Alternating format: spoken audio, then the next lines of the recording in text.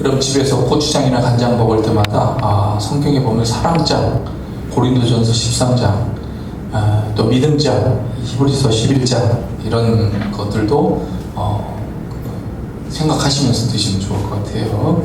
자, 히브리서 11장 앞부분입니다. 1절부터 4절까지만 오늘 말씀 보도록 하겠습니다. 믿음은 바라는 것들의 실상이요 보이지 않는 것들의 증거니 선진들이 이로써 증거를 얻었느니라. 믿음으로 모든 세계가 하나님의 말씀으로 지어진 줄을 우리가 아나니 보이는 것은 나타나는 것으로 말미암아 된 것이 아니니라.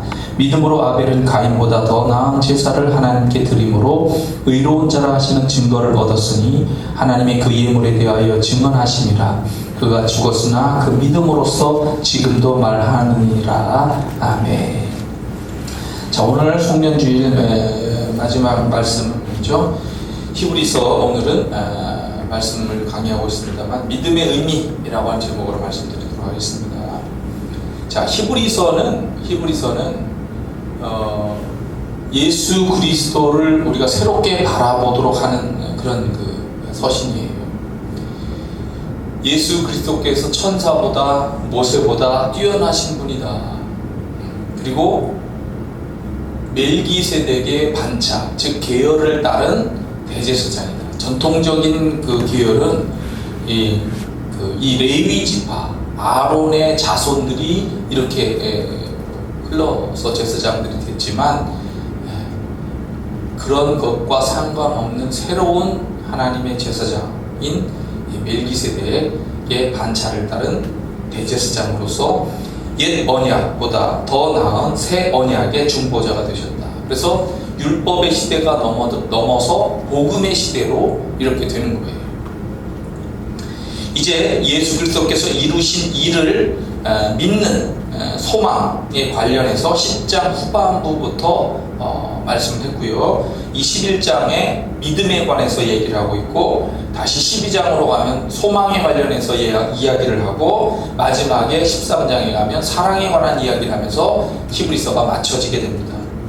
자, 오늘 이제 믿음에 관련된 이 11장의 첫 번째 말씀으로 드리는데 10장 후반에 중요한 것이 나오는데 바로 예수 그리스도께서 다시 오실 것이다.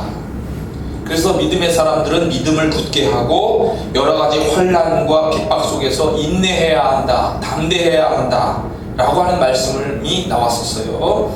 그리고 참된 믿음은 그날 종말의 날 재림의 날을 기다리면서 잘 견뎌내야 한다 라고 하는 그런 말씀으로 10장이 이제 넘어갔습니다.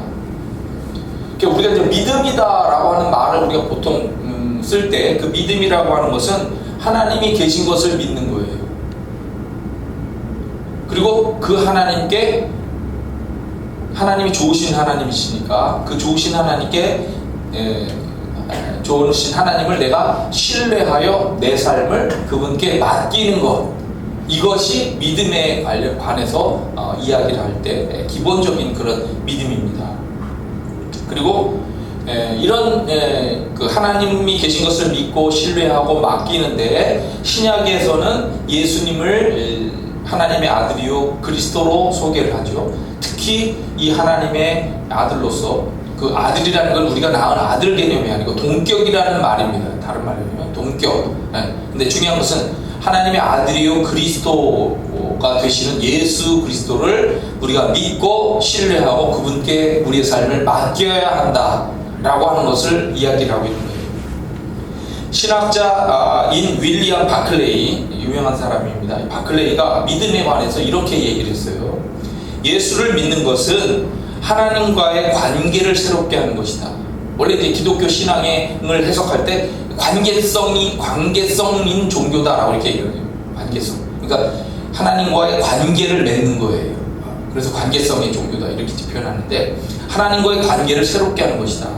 그래서 심판자를 이제는 아버지로 섬기는 것이고 항상 두려워하던 하나님을 이제는 사랑하는 하나님으로, 공포의 대상을 사랑의 대상으로, 그리고 이웃에 대해서는 증오의 대상을 사랑의 대상으로, 이기적인 생각에서 봉사하는 마음으로, 질투나 앙심에서 용서하는 마음으로, 그리고 자기 자신에 대해서는 아주 쓸모없는 존재로 알았으나 예수 안에서 이제는 소중한 존재로, 실패한 것이 아니고 모든 것은 성공한 것이라고 이해하고 허무한 것이 아니라 여기에 막중한 의미가 있다는 것으로 생각이 바꾸어지는 것, 이것이 예수 믿는 것이다 라고 이렇게 해석을 해주었어요.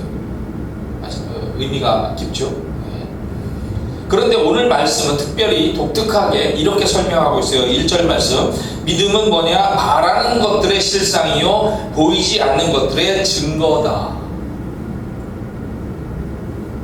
자, 바라는 것들의 실상이라는 말이 뭐냐면 헬라어로 휘포스타시스, 두 가지의 뜻이 있는데요. 하나는 본질적인 성질이다, 즉 본질, 실제, 이런 의미가 있고요. 두 번째는 확신이다, 확고성이다 라고 하는 이런 뜻으로 사용이 될 수가 있습니다. 그래서 보통 전체적으로는 바라는 것들의 실상, 즉 이것은 기초다, 바라는 것들의 기초다, 바라는 것들의 실체다, 바라는 것들의 확증이다, 바라는 것들의 객관적인 실체다, 바라는 것들의 보증이다, 이렇게 말로 활용이 될 수 있는 뜻을 갖고 있습니다.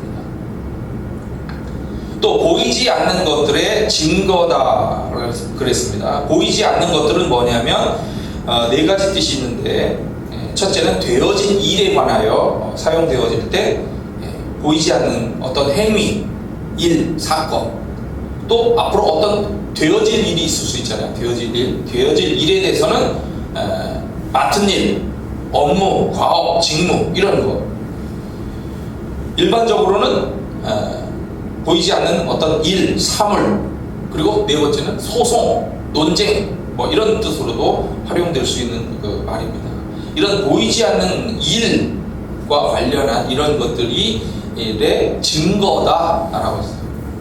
그럼 우리가 이제 이거를 생각할 때 보이지 않는 것들은 일단 하늘나라와 연관된 것이 아닌가라고 생각할 수 있잖아요. 근데 하늘나라의 것이 아니고 이것이 종말론, 예수님의 지금 그 흐름으로 봐야 되는 거예요. 예수님의 다시 오신다라고 하는 것이 이제 종말론적 사건, 마지막에 일어날 사건, 이거를 종말론적 사건이다 이렇게 표현하는데, 이 종말론적인 미래에 나타나질 사건을 가리키고 있다 이렇게 보는 거예요. 그래서 다시 이제 이 말을 해석을 하면은, 믿음은 바라는 것들의 기초요, 실체요, 확증이요, 객관적인 실체요, 보증이고, 보이지 않는 그 종말론적 미래에 나타날 사건들의 증거다라고 하면서 이게 믿음을 설명하고 있는 거예요.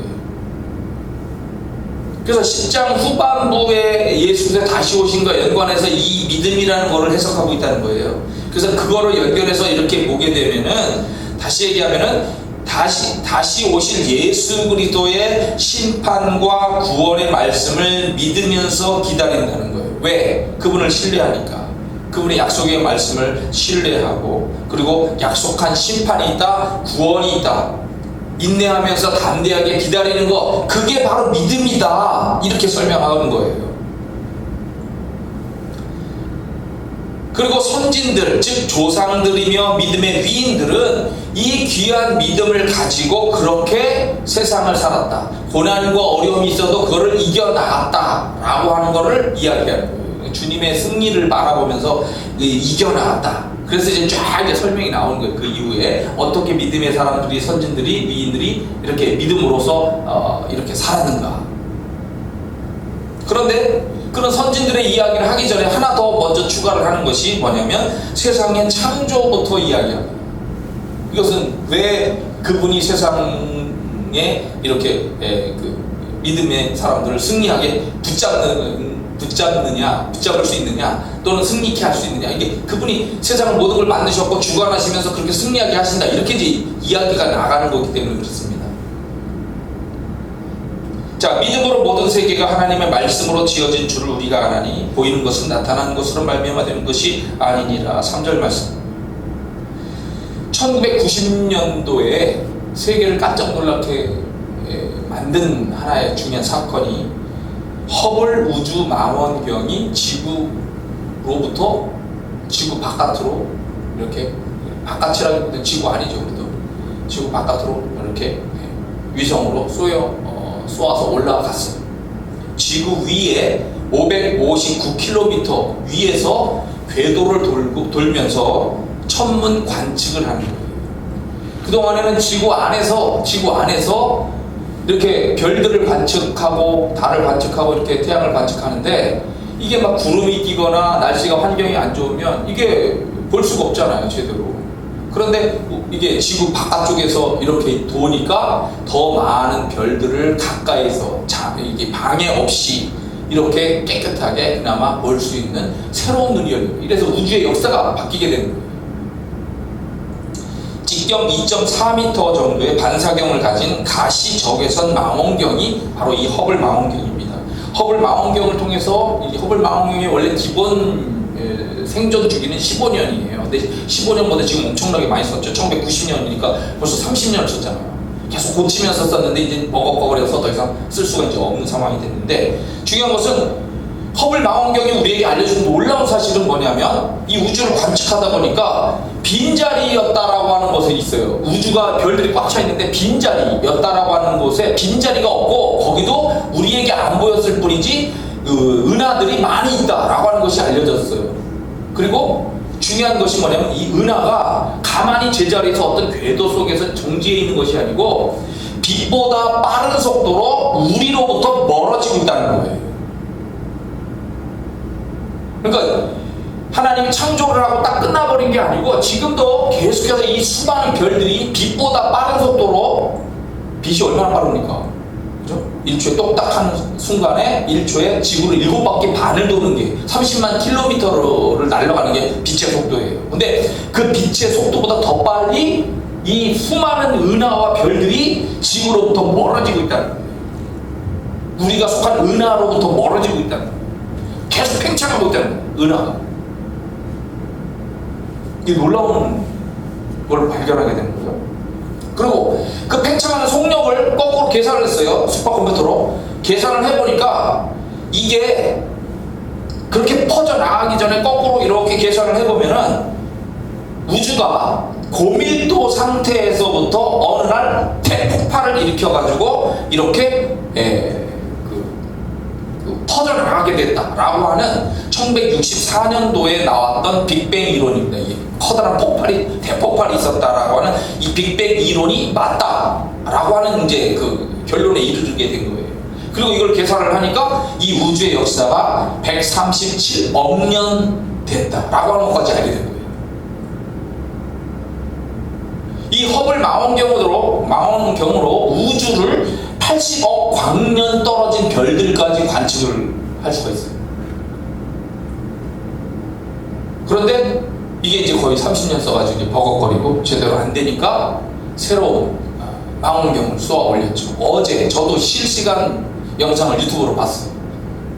어제 12월 25일 날 저녁 9시 25분경쯤 지구의 꿈을 싣고 제2의 망원경이 하늘로 쏘아졌어요. 이거는 이름이 제임스 웹 우주 망원경인데, 2.5m의 허블 망원경보다 더 넓은 6.5m의 반사경을 갖고 있고, 그 가격은 11조 원이라는 엄청난 비싼 망원경입니다. 11조 원. 559km의 허블 망원경이 아니라 지구로부터 아예 150만 킬로미터라고 하는 우주 공간 속으로 이거를 쏘아 올린 거예요. 라그랑주 L2 포인트라고 하는 안정된 우주의 공간 속으로 이거를 쏘아 올리고, 거기에서 이 제임스 웹 우주 망원경을 펼치고, 이거를 통해서 우주를 더 정확하게, 이게 적외선 망원경이에요. 그래서 더 좋은 성능으로 우주를 관찰하겠다라고 하는 지구의 꿈을 실은 놀라운 망원경이 지금 출발을 했는데, 그 150만 킬로미터를 우주선이 날아가려면 한 달 걸려요. 앞으로 성공이 되느냐 안 되느냐, 일단 성공적으로 쌓아 올라가는 것까지 봤거든요. 봤는데 앞으로 한 달 후에 이게 제대로 되느냐 안 되느냐가 밝혀지게 되는 거죠. 그러면 허블 망원경은 80억 광년 떨어진 곳까지 볼 수 있는데, 이 제임스 웹 우주 망원경은 130억 광년까지 볼 수 있답니다. 그럼 이 우주가 우리가 계산을 했을 때 아까 이게 137억 년인데 7억 년을 빼고 거의 우주를 다 볼 수 있다. 이런 개념으로 우리가 이거를 이제 일단 생각을 해볼 수가 있는 거예요. 어마어마한 성능이 좋은 망원경이죠. 적외선으로. 그것도 적외선이라고 하는 것은 중간에 뭐 구름이 끼거나 이렇게 어떤 뭐 장애가 있어도 그거를 다 그냥 꿰뚫어 볼 수 있는 거예요. 방해받지 않고. 놀라운 성능의 이런 거예요.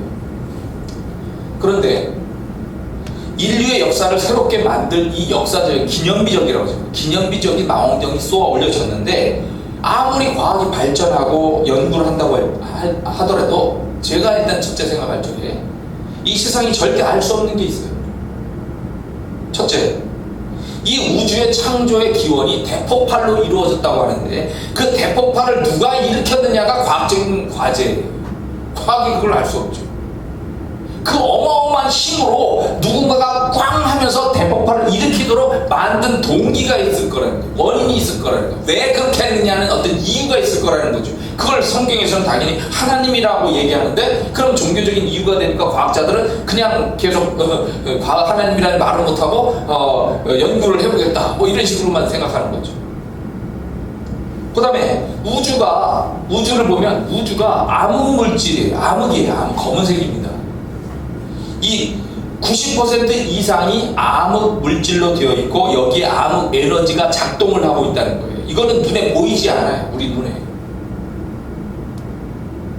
그리고 그 암흑 에너지가 지금 이 강력한 힘으로 빅뱅이라는 것이 있다 할지라도 그 암흑 에너지가 강력하게 빛보다 빠른 속도로 막 태양보다 수백억 막 억배 되는 이런 별들, 질량을 가진 뭐 거대한 블랙홀 막 이런 것들까지도 그냥 막 밀어내고 있는 거예요. 막 이 어마어마한 에너지, 보이지 않는 그 암흑의 에너지 힘이 계속 작동하고 있는데 이거는 끝까지 밝혀내지 못할 것이다 라고 생각이 듭니다. 그 다음에 관심 있는 것 중에 하나가 생명이 있느냐라고 하는 거예요. 즉 우리 지구 바깥에나 어디에 우주인이 있느냐 없느냐라고 하는 그거를 밝혀내기 위해서 이 망원경이 쓰여지려고 하는 거예요. 자, 여러분 제가 직접적으로 우주선도 보았고 우주선과 연관된 그런 경험들도 많이 가지고 있기 때문에 제가 말씀드리고 여러분 아직도 믿지 않는 사람도 있을지 모르지만 제가 말씀드리지만 지금 현재 지구나 달이나 화성, 지금 카메라가 가고 있고 위성이 가서 지금 그 화성에 내려서 지금 막 돌아다니고 있잖아요.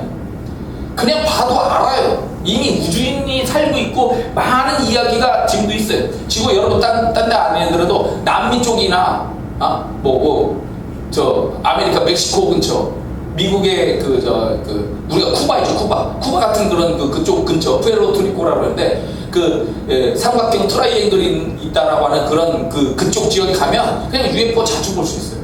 그리고 우리나라에서도 UFO 연구 발표에 의하면 우리나라 이 성남 쪽 그러니까 청와대에 있는 그 남산 위쪽이나 그러니까 그 한강에서 보는 거죠. 그리고 성남 쪽에서 자주 발견이 돼요.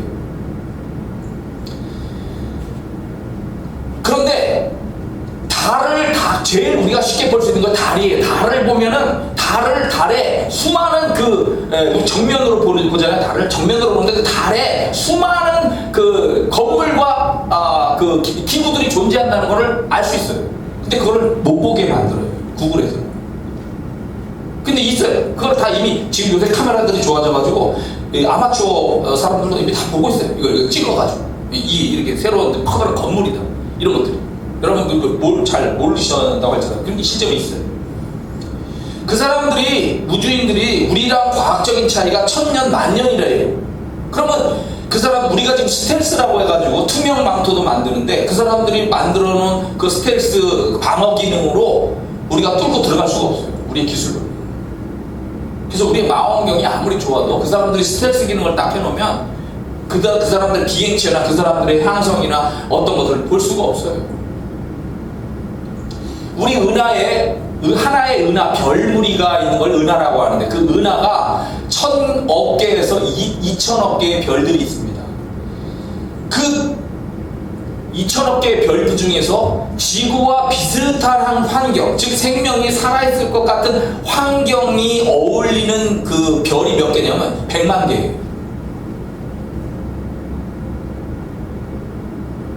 자, 우리가 지구가 속한 태양계가 속한 별무리에 이게 10만 광년이에요. 빛의 속도로 10만 년을 가야 되는 우리 별무리 안에 1000억 개에서 2000억 개의 별이 있는데 이 중에서 지구와 비슷하거나 사람의 좀 생명체가 있을 만한 그런 별이 몇 개냐면 100만 개예요. 100만 개. 그런데 여러분이 인간적으로 생각했을 때 그 100만 개 중에 하나도 별이 사람이나 무슨 생물이 존재하지 않는다라고 하면 하나님이 우주를 창조하신다고 생각할 적에 그 너무 아까운 거죠.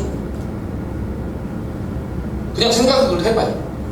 그 다음에 우주 안에는 엄청난 중력, 태양절이가래요. 태양의 마치 이 은하 전체를 다 이렇게 흑혀버릴 만큼의 블랙홀이라든지, 그리고 시간과 공간을 초월해서 이렇게 뚫고 통로죠. 이쪽 별에서 은하에서 이쪽 은하로 뚫고 날아가는 것이 웜홀이라고 하는데, 이런 웜홀들이 존재한다고 생각하거든요. 근데 그런 위치나 기능 이런 것들을 잘 몰라요. 인간의 과학적인 능력으로는 그걸 알 수가 없어요. 특히 중요한 게 믿음의 눈이죠. 우리는 하나님이 창조하신 것을 믿음의 눈으로 보지만 망원경으로는 영적인 거라든지 하나님의 역사를 제대로 알 수가 없어요. 하나님이 두 큰 광명체를 만드사 큰 광명체로 낮을 주관하게 하시고 작은 광명체로 밤을 주관하게 하시며 또 별들을 만드시고, 오직 주는 여호와시라. 하늘과 하늘들의 하늘과 일월 성신과 땅과 땅 위의 만물과 바다와 그 가운데 모든 것을 지으시고 다 보존하시오니 모든 천군이 주께 경배하나이다. 느헤미야서 말씀. 그가 별들의 수요를 세시고 그것들을 다 이름대로 부르시는도다. 시편 말씀. 대저 여호와께서 이같이 말씀하시되 하늘을 창조하시니 그는 하나님이시니 그가 땅을 지으시고 그것을 만드셨으며 그것을 견고하게 하시되 혼돈하게 창조하지 아니하시고 사람이 거주하게 그것을 지으셨으니 나는 여호와라. 나 외에 다른 이가 없느니라. 여호와께서 그의 권능으로 땅을 지으셨고 그의 지혜로 세계를 세우셨고 그의 명철로 하늘을 펴셨다. 그런데 이 히브리서에서는 창조에 관해서 이미 1장에서 얘기했어요. 1장에서 이 모든 날 마지막에는 아들을 통하여 우리에게 말씀하셨으니 이 아들은 이제 예수 그리스도를 얘기합니다. 만유의 상속자로 세우시고 예수님으로 말미암아 모든 세계를 지으셨다. 능력의 말씀으로 만물을 붙드신다. 이 말씀이 참 히브리서 1장 2, 3절 거기에 나오는 말씀이에요.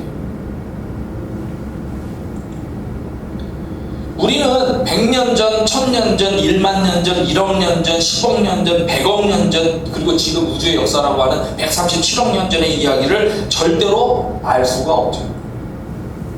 그러나 믿음의 눈으로 이 하나님의 말씀을 믿고 이 말씀으로 세상이 창조되었고 하나님의 손에 의하여 세상이 돌아가고 있다는 것을 믿고 있는 거예요. 우리 시각이 얼마나 좁다는 걸 여러분이 아셔야 된다. 그래서 이 세상을 하나님이 창조하셨다. 뭘로? 말씀. 그리고 그 말씀으로 뭐라고 얘기해? 나 다시 온다. 나 다시 온다고. 그 말씀 하시는 거예요. 그럼 그걸 믿어야 된다 이거예요. 이걸 주관하시고 있는 분이 내가 다시 온다. 심판하러.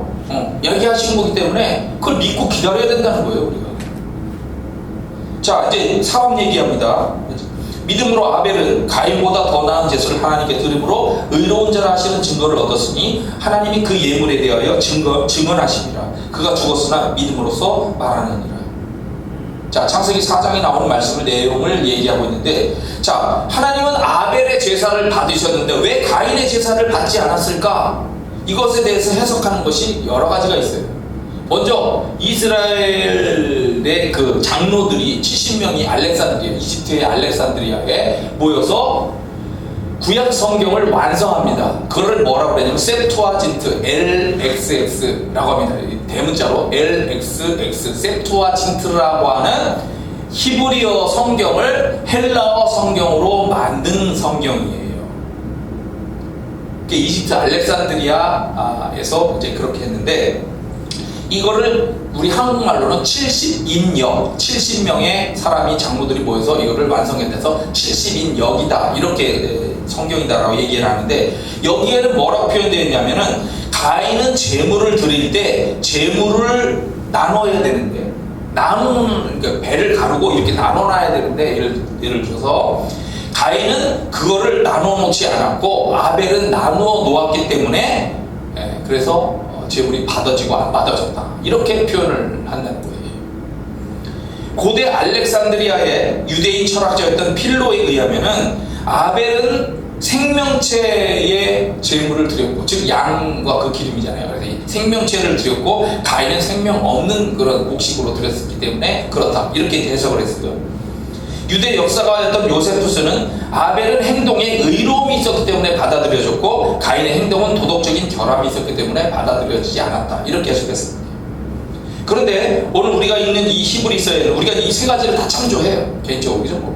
그렇게 볼 수 있는 면들이 있는 거니까. 그런데 오늘 히브리서에서는 뭐라고 그랬냐면 아벨은 믿음으로 제사를 드렸다고 이렇게 표현하고 있어요. 믿음이 아까 뭐라고 그랬죠? 기초? 믿음은 하나님이 계신 것을 믿고 그분을 신뢰할 만하다라고 하는 걸 믿고, 그리고 신뢰하기 때문에 내가 내 삶을 그분께 맡기는 것을 믿음이다라고 얘기하는데, 아벨은 믿음으로 제사를 드렸다라고 하는 것은 하나님을 믿고 하나님을 신뢰하고 하나님께 내 삶을 맡기는 삶을 살면서 내 제사도 그렇게 받아주세요 하면서 드렸다는 거죠. 거기에 물론 그의 의로움도 있을 수 있고 제사를 나누는 것들도 있을 수 있는 거죠. 그러니까 중요한 것은 믿음으로 드렸기 때문에 하나님이 그걸 받으셨다. 비록 가인에 의해서 그가 죽었지만 그 믿음, 하나님을 바라보고 있는 그 믿음으로서 오늘도 살아서 말하고 있다는 거예요. 세상적으로는 죽었지만 그는 살아있다는 거예요. 당연히 살아있겠죠. 믿음으로 살았으니까. 하나님 그 영혼을 죽였다고 한다면 안 되잖아요. 구약에 성소가 있죠. 성소에. 자, 우리가 지난번에 성소에 대해서 배웠지만, 자, 성소, 내가 제사장이에요. 제사장으로서 성소에 이렇게 들어가게 되면 성소가 있고 지성소가 있는데, 지성소에 딱 들어가면 이쪽에 등이 있어요. 밝게 빛나는 등. 오른쪽에 떡이 있고요. 그리고 들어가서 향단이 있어요. 대제사장이 이 향을 가지고 안쪽 지성소까지 들어가서 1년에 한 번씩 속죄를 하면서 그 언약궤 위에 속죄소에 천사가 둘이 이렇게 날개를 붙잡고 이렇게 하고 있는데, 시은소라고 하죠. 그 언약궤 뚜껑에 있는 시은소 자리에 하나님의 그 영광이 나타나는 쉐키나, 하나님의 영광이 나타나는 그런 자리. 이렇게 이제 우리가 다 배웠는데, 이 의미를 보면은 이 등이, 이게 이제 다 이 등이나 떡이나 향이나 이게 다 우리와 예수 그리스도와 연관되는 것이고 또 우리하고도 연관이 되는 거예요. 그러니까 이게 빛이에요. 빛이 뭐냐? 항상 빛되게 살아라. 이게 또 뭐냐면 믿음의 개념이 또 될 수가 있어요. 예배, 믿음 예배를 항상 불을 켜서 어둠을 밝히며 생명력 있게 삶을 살아가야 돼요. 믿음으로써 세상을, 어두운 세상에. 그 다음에 떡, 말씀이에요. 말씀. 항상 하나님의 말씀을 먹어야 된다. 그리고 향이 우리의 기도의 의미예요. 기도, 항상 하나님 앞에 기도를 드려야 된다. 이렇게 되는 거거든요.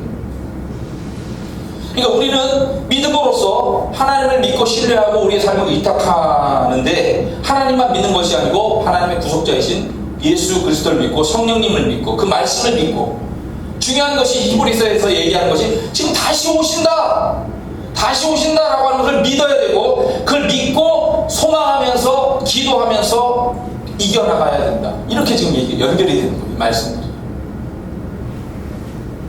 그렇기 때문에 우리는 결론적으로 이렇게 믿음으로써 드리고 믿음으로써 하나님을 바라보는 이 사람들을 따라서 우리는 주님 다시 오시는 그날까지 이 믿음을 잘 지켜나가자. 이렇게 지금 결론을 내릴 수가 있는 거예요. 그러니까 믿음은 뭐냐? 기본적인 믿음이죠. 하나님을 신뢰하고 하나님을 믿고 신뢰하고 맡기는 것뿐만 아니라 지금 중요한 것이 뭐냐? 믿음이 다시 오신다, 종말이 온다, 그 날을 바라보면서 인내하면서 이겨나가는 것, 그게 중요한 믿음의 의미다. 바라는 것들의 그 소망이고 증거다라고 하는 것의 의미를 그렇게 설명하면서 우리에게 믿음을 갖고 살아갈 것을 얘기하고 있습니다. 여러분과 제가 이 중요한 믿음을 잘 끝까지 지켜나가면서 승리하는, 그리고 복을 받는 여러분과 제가 되기를 축원합니다. 다 같이 기도하겠습니다. 자, 올해